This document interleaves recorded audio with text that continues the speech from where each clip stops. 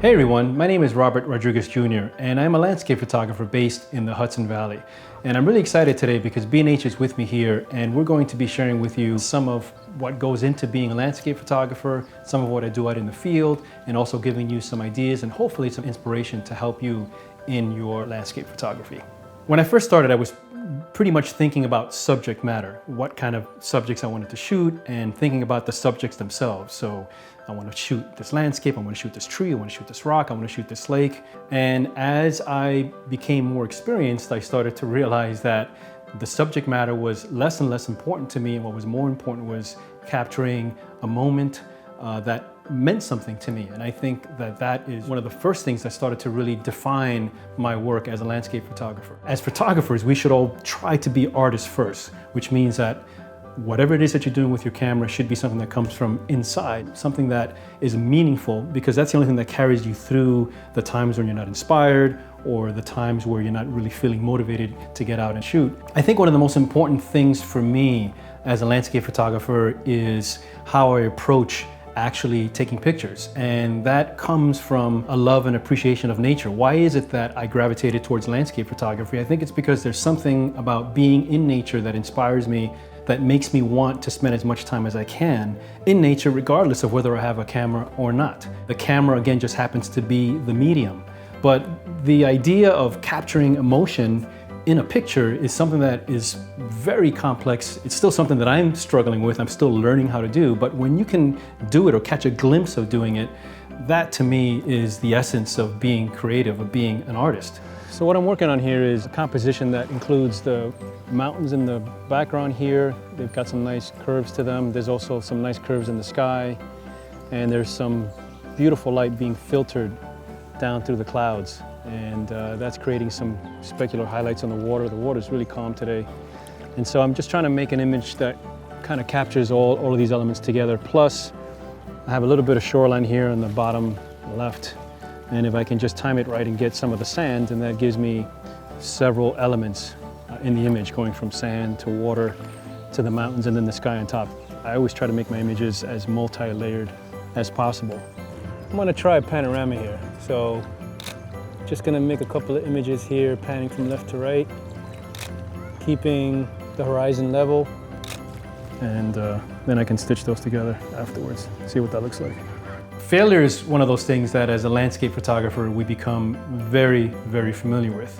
When you're working with Mother Nature, you never know what's gonna happen, and so it's easy to get frustrated, it's easy to kind of lose faith and lose confidence because you feel as though no matter how much you try, you're not able to really capture the image that you want, or things don't quite work out for you. And it was this actual problem that I was going through where I discovered that maybe I should try to focus on familiar landscapes, because then I can focus less on the subject, less on the actual place, and more on the things that inspired me about that particular location.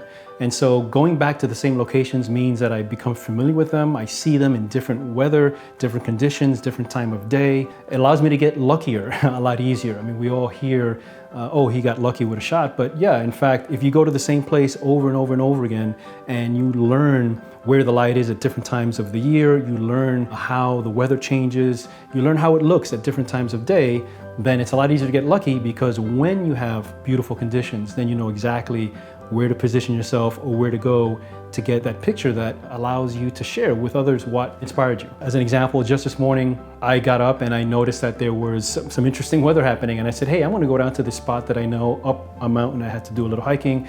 But once I got there, wow, I got to the top, and as soon as I got there, I knew that this was a kind of a special moment.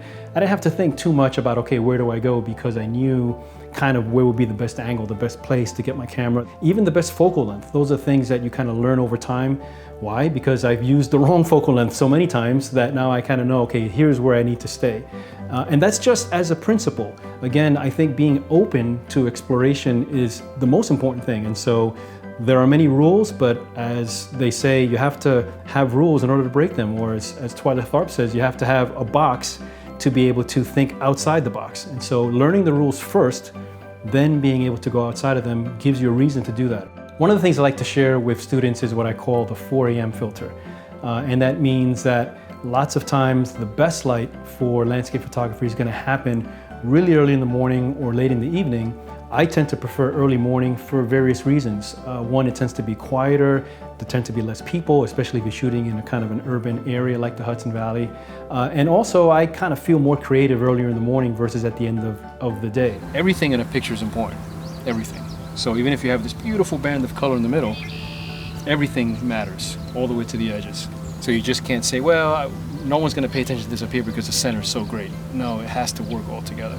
The dilemma I have, or what I would do, is I would wait until I could have something in there that added to the picture. And given that it's reflecting off of the water, now you have that multiplied by 2, like you have dead space on top and bottom. I would like, let's say, a little more texture in the clouds up there, some more texture, some more drama, some more light, some more color maybe.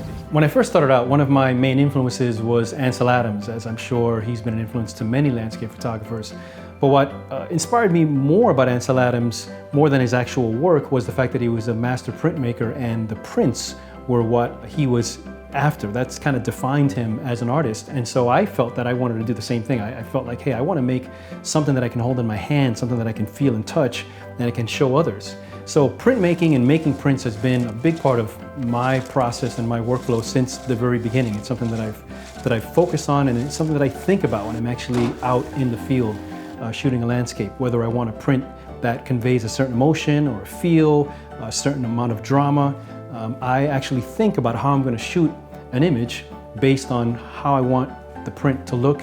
And I think today, where we're sharing a lot of our work on iPads and iPhones and computers, there's something that's lacking there. It's a little bit too zeros and ones, and doesn't actually have something that's tangible that I think shows not only yourself, but shows others that you're really serious and committed to this process of making art. And it makes it more valid. I think it makes it more honest. I hope you found this useful and also inspirational to go out with your camera and enjoy the landscape.